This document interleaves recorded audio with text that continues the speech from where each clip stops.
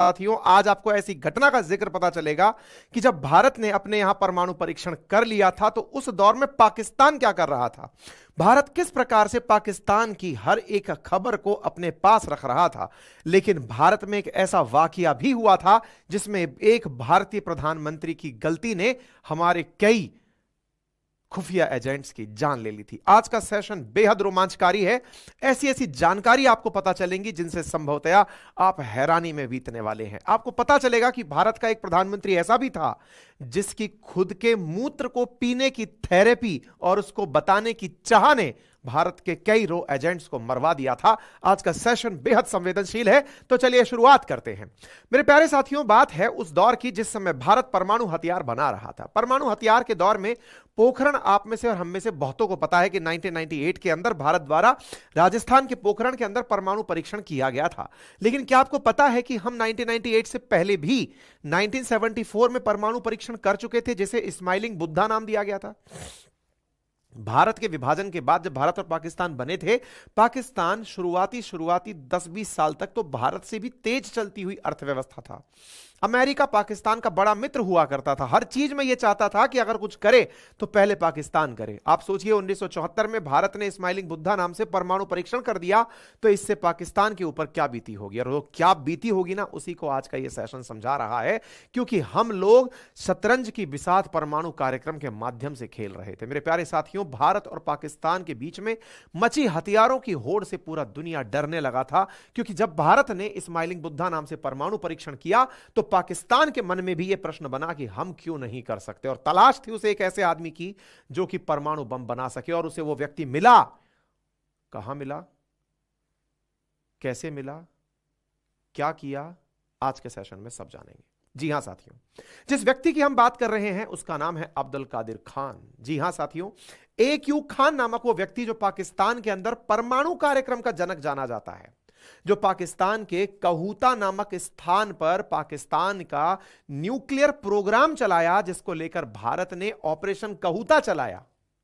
यह वो research site थी जो कि पाकिस्तान ने लंबे समय तक दुनिया से छिपा कर रखी थी, लेकिन भारत को पता चल गया था कि पाकिस्तान के द्वारा इस कहूता नामक स्थान पर अपना रिसर्च प्रोग्राम चलाया जा रहा है। भारतीय जासूसों ने सारी जानकारियां जुटा ली थी और जानकारियां जुटा करके भारत के पूर्व प्रधानमंत्री मोरारजी देसाई को बता भी दी थी। लेकिन मेरे प्यारे साथियों, इन मोरारजी देसाई जी के द्वारा एक ऐसा वाकया हुआ जिसके चलते ऑपरेशन कहूता ठंडे बस्ते में चला गया और हमारे बहुत सारे स्पाइज को, हमारे बहुत सारे जासूसों को अपनी जान की कीमत पर भारत की रक्षा करनी पड़ी। जी हां मेरे प्यारे साथियों, कहानी बड़ी रोचक है। कहते हैं कि यदि ये नाई की दुकान वहां ना होती, यहां पर बार्बर शॉप ना होती, तो संभवतः भारत को यह ना पता चल पाता कि AQ खान रिसर्च सेंटर के अंदर ही, कहूता के अंदर ही न्यूक्लियर प्लांट चल रहा है। क्या हुआ था साथियों? कहते हैं जासूस बड़ा ही तीव्र दिमाग लगाते हैं, तेज दिमाग चलाते हैं। भारतीय बहुत सारे जासूस जो वहां पर थे, उनमें से एक जासूस, अक्सर यह माना जाता है कि वो अजीत डोभाल साहब ही थे, जिन्होंने इस नाई की दुकान पर बालों को इकट्ठा करके उन बालों के सैंपल को इंडिया भेज करके बालों में लगे हुए प्लूटोनियम से यह चेक किया था कि इसके अंदर ही न्यूक्लियर संवर्धन का कार्यक्रम चल रहा है, यूरेनियम एनरिचमेंट का कार्यक्रम चल रहा है। यानी कि यह कहानी में अजीत डोभाल साहब भी एक बहुत बड़े स्टोरी के किरदार बनकर निकल कर आते हैं। लेकिन केवल डोभाल साहब ही नहीं, भारत के बहुत सारे स्पाई वहां पर थे जो कि इस पूरे कार्यक्रम को फेल करने के लिए लगे हुए थे। कहानी बड़ी रोमांचकारी है, कहानी बहुत जबरदस्त है कि इसके बाहर भारत के स्पाई क्या कर रहे थे, किस प्रकार से रॉ एजेंट ने बाल से केवल यह पता लगा लेते, कहते हैं बाल की खाल निकालना, खाल निकाल कर यह पता लगा लिया था कि कैसे पाकिस्तान भारत की होड़ कर रहा है। साथियों, जब बालों की बात चल रही है तो मैं आपको एक बात और बता दूं। कहते हैं कि जब कोई जासूस अपने प्राणों की बलि देता है, उनके परिवारों को यह नहीं बताया जाता है कि वो कहां थे, किस देश में थे, किस मिशन पे थे, लेकिन उनकी पहचान करने के लिए हर जासूस का, हर स्पाई का कोई ना कोई सैंपल सरकार सुरक्षित अपने पास रखती है और उन सैंपल्स की मैचिंग करके ही परिवारजनों को बताती है कि वो ऑपरेशन पर थे और वो वीरगति को प्राप्त हुए। अब तक आपके दिमाग में बहुत सारी पिक्चर्स बन चुकी होंगी। पहली पिक्चर तो यही होगी कि AQ खान रिसर्च लेबोरेटरी में हो क्या रहा था, उस नाई की दुकान में ऐसा क्या था, अजित डोभाल साहब वहां क्या कर रहे थे, और ये AQ खान कौन था। ये सारी बातें, और हां, 1974 में ऐसा क्या हुआ था? भारत ने परमाणु परीक्षण किया इंदिरा गांधी जी के नेतृत्व में, तो मोरारजी देसाई कहां से आ गए? मोरारजी देसाई खुद का यूरिन क्यों पीते थे? खुद का यूरिन पीते थे तो फिर वो इस बात को पाकिस्तान के किसी जनरल को क्यों बता रहे थे? ये सब क्या चल रहा था? बहुत सारी बातें हैं, सिलसिलेवार तरीके से शुरू करते हैं मेरे प्यारे साथियों। ये हैं पाकिस्तान के डॉक्टर अब्दुल कादिर खान, जिन्हें AQ खान के नाम से भी जाना जाता है। पाकिस्तान के परमाणु कार्यक्रम के जनक के रूप में इनकी पहचान है। साथियों, कहते हैं कि ये पैदा भारत के अंदर ही हुए थे। जब भारत संयुक्त था तब ये भोपाल में पैदा हुए 1936 में। 15 साल तक शुरुआती जन्म के ये भारत में ही रहे। उसके बाद ये पाकिस्तान, इनका परिवार 1952 के अंदर शिफ्ट हो गया। 1952 में इनका परिवार शिफ्ट हुआ और उसके बाद ये आगे की पढ़ाई करने के लिए 1961 में यूरोप चले गए। यूरोप में इन्होंने शुरुआती अपनी पढ़ाई पश्चिमी बर्लिन से की। उसके बाद हॉलैंड के अंदर ये अपनी टेक्निकल यूनिवर्सिटी में एडमिशन पाए और 67 में इन्होंने मेटलर्जिकल इंजीनियरिंग के अंदर अपनी डिग्री हासिल कर ली। इसके बाद में डिग्री हासिल करने के बाद ये PhD पूरी करने के लिए आगे निकल गए। नीदरलैंड की एक फिजिकल डायनेमिक रिसर्च लैब थी जिसका नाम था FDO, जहां जाकर के इन्होंने काम किया। देखिए, ये अपनी आदत से मजबूर थे, पहले से ही चोर थे और चोरी करते करते ही लास्ट तक जेल गए हैं। यानी पाकिस्तान के इतिहास में इनके पाकिस्तान के परमाणु कार्यक्रम का जनक जो जेल गया हो, ऐसा कैसा जनक रहा होगा। लेकिन ठीक है साहब, एक हमारा देश है जहां पर लोग अपने देश के अंदर भारत रत्न पाते हैं, हमारे देश के अंदर परमाणु कार्यक्रम के जनक हो, मिसाइल मैन हो, राष्ट्रपति बनते हैं। ऐसी स्थिति में इन्होंने अपने यहां पर क्या किया वो जान लीजिए। तो यहां पर नीदरलैंड में ना एक लेबोरेटरी हुआ करती थी, फिजिकल डायनेमिक रिसर्च लेबोरेटरी। उसमें इन्होंने काम करना शुरू किया और वहां पर इन्होंने देखा कि एक कंपनी थी जिसका नाम था अल्ट्रा सेंट्रीफ्यूज नीदरलैंड, UCN इस कॉलेज के माध्यम से खुद के लिए सेंट्रीफ्यूज मशीन बनवाया करती थी। तो UCN यूरेंको यूरेनियम संवर्धन के लिए काम करते हुए इस कॉलेज से अपने लिए, यानी फिजिकल डायनेमिक रिसर्च लैब से सेंट्रीफ्यूगल मशीन बनवाया करती थी। इन सेंट्रीफ्यूज मशीन क्या होती है? यूरेनियम एनरिचमेंट के अंदर काम आती है। असल में क्या होता है ना कि यूरेनियम जब हम न्यूक्लियर वेपन में यूज करते हैं तो यूरेनियम अपने प्योरेस्ट फॉर्म में नहीं मिलता है। जब भी अपन माइंस से निकालते हैं उसके अंदर बहुत ही कम मात्रा में वो यूरेनियम होता है जो न्यूक्लियर बॉम्ब के अंदर काम आता है।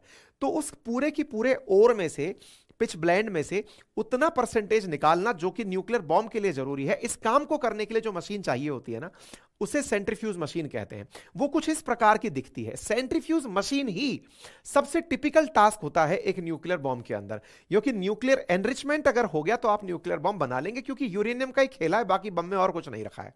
ये जो सेंट्रीफ्यूज मशीन है ये नीदरलैंड में बन रही थी और AQ खान चोरी छुपे इस सेंट्रीफ्यूज मशीन के कार्यक्रम को समझ रहे थे और इसको, जबकि उनका फील्ड नहीं था ये, लेकिन फिर भी इनके मन में पहले से ही चोरी थी और ये इस क्षेत्र के अंदर घूम घूम करके सारा डेटा जुटा रहे थे।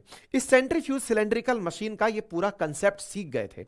जिस समय ये कंसेप्ट सीख ही रहे थे उसी समय पर इनके ऊपर डाउट भी हुआ। नीदरलैंड को इनके ऊपर डाउट हुआ कि एक पाकिस्तानी है, आदत से मजबूर है और ये कहीं ना कहीं चोरी करके कुछ ना कुछ गड़बड़ करेगा। लेकिन उस तरफ जब ये पाकिस्तानी है तो पाकिस्तानियों के प्रति अमेरिका में बड़ा प्रेम था। अमेरिका जो है वो पाकिस्तानियों को गिरफ्तार नहीं होने देना चाहता था, इसलिए नीदरलैंड को इनकी गिरफ्तारी करने से रोक दिया। ये बच गए। इसी दौर में भारत ने 1974 के अंदर अपना परमाणु परीक्षण स्माइलिंग बुद्धा के नाम से कर लिया। शुरुआती दौर में दुनिया के लोगों ने मानने से इनकार ही कर दिया, अरे जाओ यार, तुमसे कहां हो पाएगा परमाणु परीक्षण। लेकिन इसी बीच में अमेरिका समेत दुनिया में पाकिस्तान हितैषी ये समझ गए थे कि भारत कुछ तो करके मानेगा। ऐसी स्थिति में 1974 में इस AQ खान के अंदर राष्ट्रभक्ति जाग गई कि मैं जाकर पाकिस्तान में भी परमाणु बम बना सकता हूं, क्योंकि मैंने सेंट्रीफ्यूज मशीन बनाना सीख लिया है, मेटलर्जिकल इंजीनियर हूं, जाकर परमाणु बम बनाऊंगा। ये AQ खान पाकिस्तान की सरकार के संपर्क में आता है और उनसे कहता है कि अगर आप मुझे इजाजत दें तो मैं आपको परमाणु बम बनाकर दे सकता हूं। इस पर पूरे समय निगरानी रखी हुई थी कि यह संवेदनशील प्रोजेक्ट्स को किसी तरह से लीक ना कर दे। लेकिन भाई साहब, यह व्यक्ति निकलकर चोरी छुपे पाकिस्तान पहुंच गया, क्योंकि भारत ने परमाणु परीक्षण कर लिया था।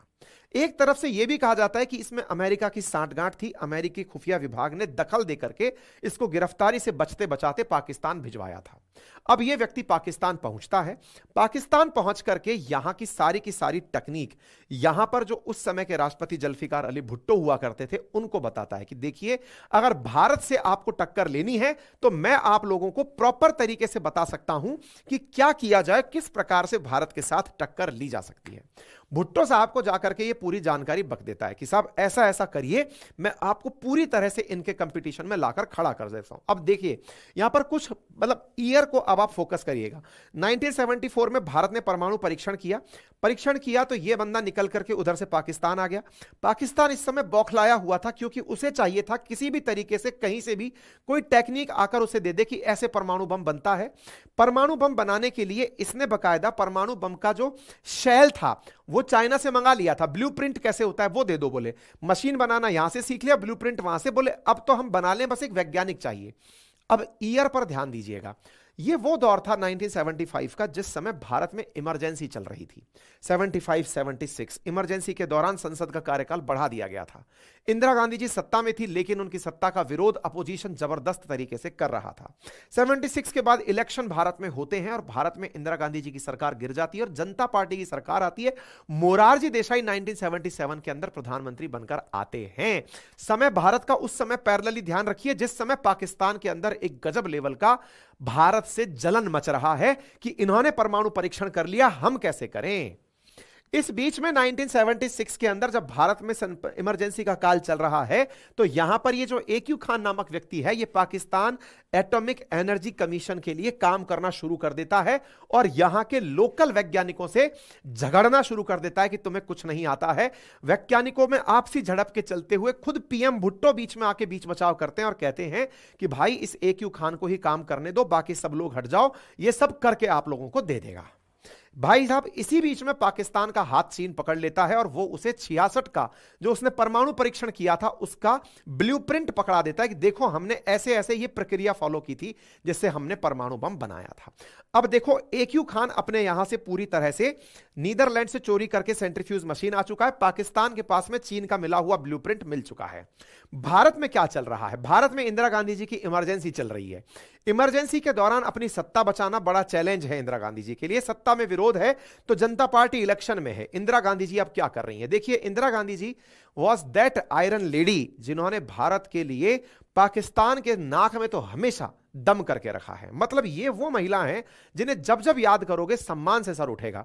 इन्होंने जो कारनामे किए वो क्या थे? इन्होंने क्या किया ना, उस दौरान भारत में इंटेलिजेंस ब्यूरो का राग चला करता था। तब थोड़ा सा पीछे चलते हैं, इंदिरा गांधी जी का जो दौर है इमरजेंसी का इससे थोड़ा पीछे चलते हैं। 1968 से पहले भारत के अंदर जितनी भी खुफिया जानकारी उठाया करती थी ना, इनका काम जो है वो इंटेलिजेंस ब्यूरो किया करता था। IB कहते हैं जैसे अपन, है ना। IB ही अंतरराष्ट्रीय स्तर से खुफिया एजेंसी लाता था और देश में भी खुफिया एजेंसी का काम करता था। इंदिरा गांधी जी पर आरोप यह था कि ये अपने अपोजिशन के जो लीडर्स हैं ना उनकी भी जानकारी IB से ही निकलवाती हैं कि कौन क्या कर रहा है, कहां जा रहा है, मेरे बारे में क्या गलत सोच रहा है। खुफिया जानकारी सारी की सारी अपनी खुफिया एजेंसी से अपोजिशन के बारे में निकलवाती थी। लेकिन अंतरराष्ट्रीय स्तर पर अपनी स्थिति को मजबूत रखना भी जिम्मेदारी थी। ऐसी स्थिति में एक व्यक्ति हुआ करते थे जिन्हें काउबॉय कहा जाता है, रामेश्वर नाथ काव। रामेश्वर नाथ काव आते हैं इंदिरा जी के पास 1968 में और इनसे कहते हैं कि मैडम जी IB को अब मतलब आंतरिक मुद्दों में ज्यादा यूज किया जा रहा है, अंतरराष्ट्रीय मुद्दों के लिए एक डेडिकेटेड संस्था बनाने की हमें इजाजत दी जाए। इंदिरा गांधी जी ने कि बहुत बढ़िया, बनाइए। तो भाई साहब भारत में रामेश्वर नाथ काव के नेतृत्व में रिसर्च एंड एनालिसिस विंग जिसे RWA कहा जाता है उसका गठन किया गया। ये जो RWA बनाया गया था ना, इसी ने IB का अब अंतरराष्ट्रीय काम संभाल लिया था। अब यहीं पर एक डेट और मैं आपको बताता हूं, 1968 में ही अजीत डोभाल साहब IPS बन चुके थे। IPS बन चुके थे तो IPS का काम जब आप बन जाते हैं तो आपको इंटेलिजेंस ब्यूरो से काम पड़ता रहता है और अगर आप बहुत अच्छा काम कर रहे हैं इंटेलिजेंस का तो अपने आप RWA उसमें से चुन करके लोगों को बाहर निकाल लेता है कि चलो आप काम के हो, आ जाओ।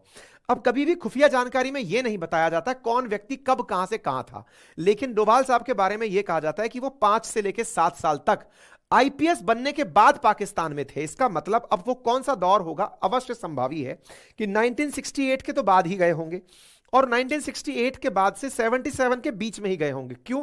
क्योंकि 77 में तो बड़ी संख्या के अंदर भारतीय जो हमारे खुफिया जासूसी लोग थे वो मारे गए थे। अब ये क्या कहानी है, अब इसको सुनते हैं।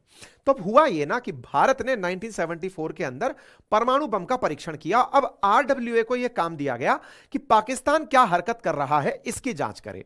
इस बीच में आरडब्ल्यूए ने बनकर के पाकिस्तान में पाकिस्तान की जलन का अंदाजा लगाने के लिए अपने एजेंट्स को हर कोने में बिठा दिया, जिनमें से डोभाल साहब के बारे में कहते हैं कि डोभाल साहब भी वहां जाकर के जिस जगह पाकिस्तान अपना न्यूक्लियर कार्यक्रम शुरू कर रहा था वहीं जाकर के भेष बदलकर रहने लगे थे, वहीं पर ये सारी चीजों पर नजर रखने लगे थे और बहुत सारे इन जैसे एजेंट्स थे।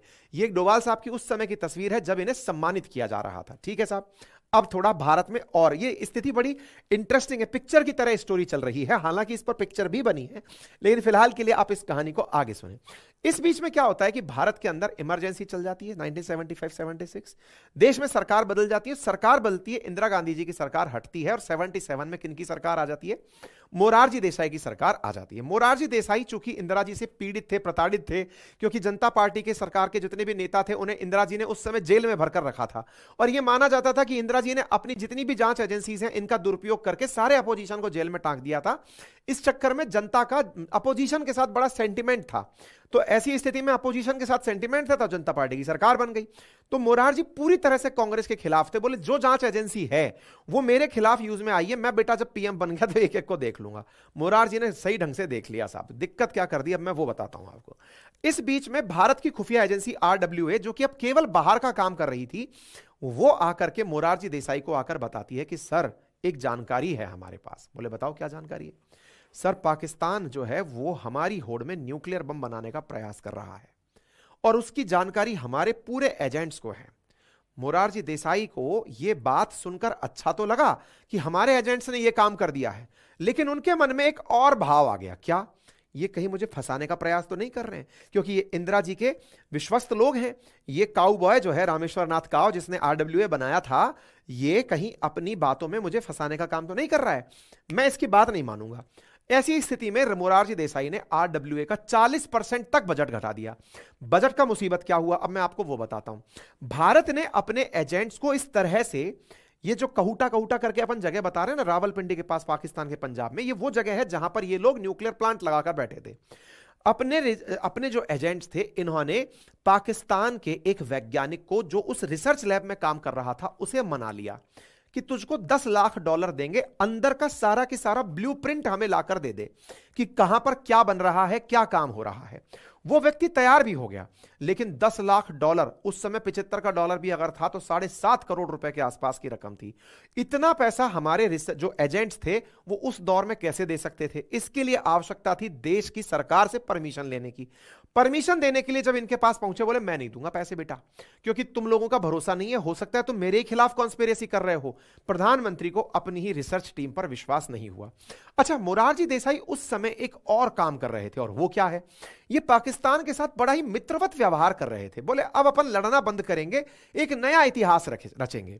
उस समय जियाउल हक जो है पाकिस्तान के सैन्य तानाशाह बन चुके थे और उन्होंने कहा कि अपन दोनों मिलकर के भारत और पाकिस्तान के बीच मित्रवत व्यवहार करेंगे, ऐसा व्यवहार करेंगे कि एक दिन दोनों देशों के बीच सब कुछ सेटल हो जाएगा।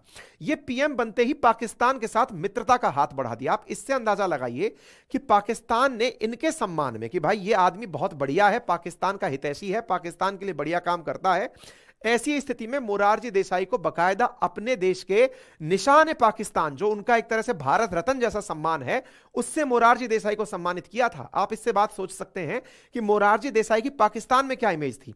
क्यों? क्योंकि मोरारजी देसाई चाहते थे कि पाकिस्तान के साथ बहुत अच्छे से संबंध कायम किए जाएं, अब आपस में लड़ने का काम खत्म कर दिया जाए। उस समय जो इनके राष्ट्रपति बन चुके थे जिया उल हक, इनके साथ में मोरारजी देसाई की लगातार बातें चल रही थी। अब आप समझिएगा, यहां पर मोरारजी देसाई, जिया उल हक आपको दिखाई दे रहे हैं, ये वो प्लांट है जहां पर की रिसर्च काम हो रहा है, AQ खान काम कर रहा है और इस AQ खान के द्वारा इस बॉर्डर के ऊपर ये सारे काम किए जा रहे हैं। और यहां पर ये वाली जो रिसर्च लैब है ना, इसी में सारा काम चल रहा है, AQ खान काम कर रहा है। अब हमें यह तो पता है कि AQ खान कुछ तो कर रहा है, कंफर्मेटिव टेस्ट चाहिए कि यहां पर न्यूक्लियर बॉम्ब का ही काम हो रहा है। भाई रिसर्च तो कुछ भी हो सकती है, रिसर्च तो कैसी भी की जा सकती है, यहां पर न्यूक्लियर बॉम्ब का ही काम चल रहा है, बस ये कंफर्मेशन चाहिए। कंफर्मेशन के लिए अब हम करें क्या? तो करें क्या, तो क्या हुआ ना, इस प्लांट के बाहर कटिंग कराने की दुकान पर हमारे जो रॉ एजेंट्स थे वो पहुंचे और नाई की दुकान पर से कटिंग कराते हुए कुछ वैज्ञानिकों के बालों को उठा लिए, उन बालों को उठाकर इंडिया भेजे तो बालों में लगा हुआ प्लूटोनियम या न्यूक्लियर मटेरियल प्राप्त किया कि हां भाई बालों में लग के वापस आ गया। आप देखते हैं ना कई बार लैब्स में हेयर को ढक करके कैप लगा के रखा जाता है क्योंकि बालों में फंस जाती हैं ये सब चीजें, है ना। तो बोले यहां से कंफर्म हो गया था कि यहां पर रिसर्च का काम चल रहा है। अब सब कुछ हो चुका था, मतलब आप सोचिए तैयारी हम लोगों ने इतनी तक कर ली थी कि इसके ऊपर ही हम बम गिरा करके इनका प्रोग्राम खत्म कर दें। अच्छा, भारत की इस हिम्मत के पीछे इजराइल का बड़ा योगदान था। हाँ, ये एंगल भी समझ लीजिए। देखिए इजराइल है ना, वो मानता था कि उत्तर कोरिया उसका बहुत बड़ा दुश्मन है। उत्तर कोरिया, किम जोंग उन वाला, किम जोंग उनके जो पापा थे ना, वो इजराइल के बहुत बड़े कट्टर दुश्मन थे और वो भी न्यूक्लियर बॉम्ब बनाने के लिए रात दिन लगे हुए थे। इजरायली खुफिया एजेंसी मोसाद को यह भनक थी कि नॉर्थ कोरिया को न्यूक्लियर बॉम्ब बनाने का जो प्रोग्राम है वो ये AQ खान दे सकता है, क्योंकि ब्लूप्रिंट चीन ने पाकिस्तान को दिया है। AQ खान नीदरलैंड से न्यूक्लियर सेंट्रीफ्यूगल मशीन बनाने की टेक्निक चोरी करके आया है, दोनों को कंबाइंड करके ये नॉर्थ कोरिया को बेच सकता है। अच्छा, इसके बारे में डाउट क्यों हुआ था? क्योंकि जो ये AQ खान है ना, ये इसी दौर में नॉर्थ कोरिया का दौरा भी करके आया था। उसी समय प्योंगयांग गया था, ये नॉर्थ कोरिया गया था। डाउट किया गया था कि ये व्यक्ति वहां जाकर के न्यूक्लियर कार्यक्रम का सारा की सारा प्लान बेचकर आया है। भाई साहब, इजराइल भी भारत के साथ हो लिया कि अगर आप ये कंफर्म कर दो कि यहां पर न्यूक्लियर बॉम्ब चल रहा है, मैं इसको फोड़ दूंगा। आपको मालूम होना चाहिए इजराइल दुनिया में कई न्यूक्लियर बॉम्ब नहीं देख सकता, बड़ा ही नॉटी बॉय है। आप सोचिए कि ईरान ने न्यूक्लियर बॉम्ब बनाने का प्रयास किया, वैज्ञानिक को ही मार दिया। इराक के तो न्यूक्लियर प्लांट पर बम गिरा दिया, बोले इस पर बम गिराऊंगा। लेकिन पाकिस्तान को हमेशा संरक्षण प्राप्त था अमेरिका का। भारत की खुफिया एजेंसीज ने बकायदा अंदर से यह सूचना बाहर निकलवा दी कि साहब इसमें न्यूक्लियर बॉम्ब का काम चल रहा है ना। इंटरेस्टिंग सारी की सारी कहानियां। अब हमारी प्रधानमंत्री की जो सूझबूझ है वो कितना बुरी तरह खराब हुई, आप इससे बात समझ लीजिए। मतलब एक तरफ तो इजराइल के साथ भारत की ये सारी सेनाएं मिलकर के, भारत की जो खुफिया एजेंसीज हैं ये मिलकर प्लान कर रही है कि इसके ऊपर गोला गिराएंगे, यहां जाकर के इसको पूरा करेंगे। लेकिन साहब उधर ही ये सारे काम करने के लिए भारत की खुफिया एजेंसीज को प्रधानमंत्री से परमिशन लेनी थी। प्रधानमंत्री मोरारजी देसाई और वो जनाब अपने इस गुस्से में बैठे थे कि इंदिरा जो हैं वो हमारे ऊपर रॉ का उपयोग कर करके हमें जेल में डलवाई थी, हमें खुफिया एजेंसीज से जेल में डलवाई थी, इनकी तो बेटा एक भी बात नहीं मानूंगा। ऐसी स्थिति में इन्होंने रॉ का बजट 40% कम कर दिया। बोले जाओ, पैसा नहीं दे रहे तुमको कतई भी, हमको कोई मतलब नहीं है, पाकिस्तान से हमारी मित्रता हो गई है। अब तो उन्होंने हमें सम्मानित तक कर दिया, निशाने पाकिस्तान हमें सम्मान दे दिया है, तुम जाओ, हम नहीं मान रहे। इधर साहब रामेश्वर नाथ काऊ इस बात से बहुत परेशान हुए और उन्होंने कहा कि साहब धन्यवाद, अगर आपको हमारे काम पर ही विश्वास नहीं है तो काम करने का मतलब क्या है। उन्होंने पद से इस्तीफा दे दिया। अब साहब यहां पर मोरारजी देसाई जो अभी हाल ही में सम्मान पाकर अभिभूत थे, ये भूल गए कि वो पाकिस्तान है, ये वो सांप है जो दूध पीकर मालिक को ही डसता है। लेकिन कोई बात नहीं साहब, भूल होती है राजनेताओं की, लेकिन उन राजनेताओं की भूल का कीमत बहुत सारे लोग चुकाते हैं साहब। इस समय मोरारजी देसाई बढ़ चढ़ के लोगों को जानकारी दे रहे थे। क्या जानकारी दे रहे थे साहब? मोरारजी देसाई जानकारी दे रहे थे कि मूत्र कैसे पिया जाता है? ये क्या बात कर रहे हैं अजी साहब? ये सच्चाई है। आपको ज्ञात होना चाहिए कि भारत के प्रधानमंत्री मोरारजी देसाई उस समय जनरल जियाउल हक को फोन पर बात करके बता रहे हैं कि, अच्छा बात बता क्यों रहे हैं? क्योंकि मोरारजी देसाई एक बार अमेरिका गए और वहां जाकर अमेरिका में एक टीवी इंटरव्यू में, बकायदा 1 घंटे के टीवी इंटरव्यू में लगभग 60% टाइम तो यही बात करते रहे कि मैं अपना मूत्र पीता हूं। वहां पर वो एंकर हैरान हो गई कि साहब ये बात क्या कर रहे हैं? अरे बोले यूरिन से सेल्फ थेरेपी होती है, इम्यूनिटी आती है, कैंसर नहीं होता, बीमारी नहीं होती। वेस्टर्न वर्ल्ड तो पहले ही हम पर हंसता था, इनके इस डायलॉग के बाद में और मजाक बना लिया। बोले अभी तक तो ये गोमूत्र पिया करते थे, अब तो ये स्वमूत्र पीने लग गए हैं। अब यहां पर जियाउल हक उनसे फोन पर बात कर रहा है, सर जरा बताइए। अब इनके बीच में मित्रवत बातें चल रही हैं। पाकिस्तान के जनरल हैं, भारत के प्रधानमंत्री से बात कर रहे हैं, सर वो खुद का मूत्र कब पीते हैं आप, कितने बजे पीते हैं, अच्छा कब पीना होता है? ये यूरिन थेरेपी के बारे में बात कर रहे हैं। यहां पर ये अपने बारे में कह रहे हैं देसाई साहब कि सर सुबह उठते ही पीते हैं कि बाद में पीते हैं, कभी भी पी लेते हैं। ऐसी विषय अगर कुछ भी होता है तो मतलब क्या क्या कब पीते हैं सर? ये यूरिन थेरेपी चल रही है साहब, यूरिन थेरेपी का डिस्कशन हो रहा है। ये जानकारी कौन देते हैं? बी रमन है, जो farmer additional secretary of cabinet secretary रहे। ये खुद इस बात को अपनी उसमें देते हैं, संस्मरण में बताते हैं कि ऐसा हुआ साहब। अब इसी बीच में मोरारजी देसाई जो है वो इतने मित्रवत हो गए कि ये जियाउल हक को बोल दिए कि सुनो बेटा, तुम लोग ना बात तो बढ़िया कर रहे हो, लेकिन एक बात बताएं, तुम जो कर रहे हो ना हमको सब कुछ पता है, तुम जो धीरे धीरे परमाणु बम का काम कर रहे हो, तुम जो सीक्रेट काम कर रहे हो, जिस सीक्रेट मिशन पर लगे हो, हमें सब कुछ पता है। और सुनो, अगर कुछ भी होता है तो तुम जिम्मेदार होगे। मैं ऐसा शख्स नहीं हूं जो सिर्फ बातें करता हूं, मैं एक्शन लेता हूं बस। ये एक राजनेता ठहरे और वो एक जासूस ठहरा।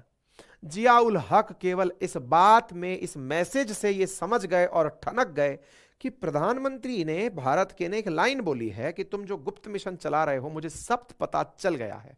पाकिस्तान तो बिल्कुल खुफिया तरीके से यह काम कर रहा था, इन्हें अचानक करंट लगा, यार पता कैसे चल गया? पता चल गया इसका मतलब इनका RWA पूरा की पूरा यहीं पर सेटल्ड है। और अगर इनका RAW यहीं पर सेटल्ड है, रिसर्च एंड एनालिसिस विंग यहीं पर सेटल्ड है, तो भाई साहब हमें इस पर तत्काल प्रभाव से काम करना होगा। मेरे प्यारे साथियों, यही वो दौर था जिस समय जियाउल हक ने अपनी खुफिया एजेंसी ISI को जाकर कहा कि सारे के सारे जितने भी अनजान लोग वहां दिख रहे हैं चुन चुन कर मार दो। मेरे प्यारे साथियों, भारत ने बड़ी कीमत चुकाई अपने जासूसों की। हमारे बहुत से जासूस जो उस समय इस पूरे कहूटा नामक स्थान पर जो बैठे थे, जो सारी जानकारी जुटा रहे थे, जो इस इंतजार में थे कि प्रधानमंत्री परमिशन देंगे, ब्लूप्रिंट मिलेगा, इजरायली हवाई जहाज से जाकर के हम यहां पर बम गिराएंगे, हमारा पूरा प्लान नेस्तनाबूद हो गया। साथियों, अगर यह गलती इन्होंने ना की होती तो संभवतया आज भारत के सामने पाकिस्तान परमाणु बम बनाकर ना खड़ा होता। इंदिरा गांधी जी हालांकि फिर भी पीछे नहीं हटी मित्रों। 1981 में जब इंदिरा गांधी जी फिर से प्रधानमंत्री बनी तो उन्होंने ऑपरेशन कहूटा को फिर से जीवन दान दिया। बोले कोई बात नहीं जवानों, अगर आपके प्राणों की बलि गई है तो मैं आपके साथ खड़ी हूं, आप अभी भी अगर तैयार हैं तो लगे रहो, हम आपके साथ हैं। 7 जून को बकायदा इजराइल ने इराक में बन रहे परमाणु रिएक्टर पर हमला करके उसे नष्ट किया। इजराइल ने साहसिक मिशन करते हुए भारत को भी पूरी तरह से तैयार कर दिया कि चिंता मत करो, पाकिस्तान पर गोला गिराएंगे। लेकिन अमेरिका का पाकिस्तान प्रेम जाग गया। अमेरिका ने इजराइल से कहा, CIA ने, अमेरिका की खुफिया एजेंसी ने कहा नहीं भाई तुम इन पर गोला नहीं गिराओगे। कोई बात नहीं साहब। 1984 के अंदर फिर से एक बार यह योजना बनाई गई, लेकिन अमेरिका ने पाकिस्तान को पूरी तरह से कहकर यह कहा कि आप पूरी तरह से इसे सुरक्षित कर लो, किसी भी समय इंडिया या इजराइल आप पर गोला गिरा सकता है। और वो दुखद 1984 जिसमें इंदिरा गांधी जी की हत्या हो जाती है। और एक परिणाम क्या निकला? 1998 में इसी कहूता के अंदर पाकिस्तान ने बकायदा अपना बॉम्ब बनाया और बॉम्ब बना करके जो चगाई हिल्स हैं इनके यहां पर, वहां पर अपने न्यूक्लियर बॉम्ब का परीक्षण 28 मई 1998 में किया। यानी जहां एक और 1974 में हमने परमाणु परीक्षण किया, इन्हें करते करते 1998 में आया। 1998 में भारत ने भी हालांकि दूसरा परमाणु परीक्षण अपना कर लिया था। तो उम्मीद है कि आपको इस पूरी कहानी में भारत के परमाणु परीक्षण के बाद पाकिस्तान के परमाणु परीक्षण के बारे में जानकारी लगी होगी, भारत की खुफिया जानकारी के बारे में पता चला होगा कि भारत ने किस प्रकार से काम किया। इस पर एक फिल्म भी बनी, मिशन मजनू, अगर समय मिले तो देखिएगा। अब बात करते हैं इस AQ खान की। अब ये AQ खान लालची हो गया, इसको अब ये तरीका तो पता चल गया कि बम बनता है तो इसका उपयोग कैसे होता है। लेकिन पाकिस्तान तो हमेशा कटोरे लेके खड़ा रहता है। बोले अब मैं पैसा कैसे कमाऊं? इसको पैसा कमाना था। पैसा कमाने के लिए इसने अपनी कुछ तकनीक ईरान को पहले ही बेच दी थी परमाणु बम का परीक्षण करने से पहले। और तो और एक टीवी के अंदर इसने इंटरव्यू देते समय खुद ने कबूल कर लिया कि मैंने अपना यूरेनियम कार्यक्रम या परमाणु बम का कार्यक्रम 3 देशों को बेचा है, ईरान को, नॉर्थ कोरिया को और लीबिया को। आप जानकर आश्चर्य करेंगे कि इस व्यक्ति के इस कबूलनामे के कारण इसको 5 साल की सजा पाकिस्तान की सरकार ने दी कि कम से कम फोन पे तो मत बोलता, टीवी पे तो मत बोलता कि मैंने ऐसा किया है। यही कारण था कि नॉर्थ कोरिया ने परमाणु बम बना लिया। यही कारण है कि ईरान तब से सेंट्रीफ्यूज मशीन बनाकर बैठा है, बस ब्लूप्रिंट नहीं है न्यूक्लियर बम का, नहीं तो वो भी बनाकर बैठ जाएगा। उधर लीबिया का तानाशाह न्यूक्लियर बम बनाने की तैयारी में बैठा हुआ है। यह था वो AQ खान जिसने ये सारा कांड किया था।